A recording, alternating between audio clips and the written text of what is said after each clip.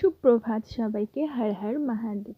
সকাল বাজে 7টা, মেয়েকে নিয়ে বেরিয়ে পড়েছি স্কুল যাওয়ার উদ্দেশ্যে। গাড়ি আসবে, রেল লাইনটা পার করেই ওখানে গাড়ি আসবে, তো আমিও মেয়ের সাথে যাই স্কুলে, ওখানে বসে থাকি, তারপর ওকে একবারে নিয়ে আসি। মেয়ে কি বলছে শোনো একবার তোমরা।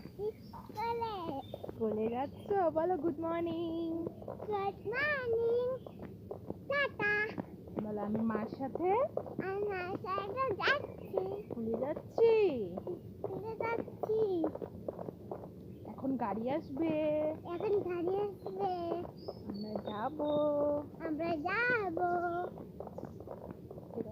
2 ঘন্টার মতো ওদের ক্লাস হয়, 8:30টার দিকে টিফিন হয়, তারপর মাঠে একটু খেলাধুলা হয়, তোমরা একটু পরেই দেখতে পারবে।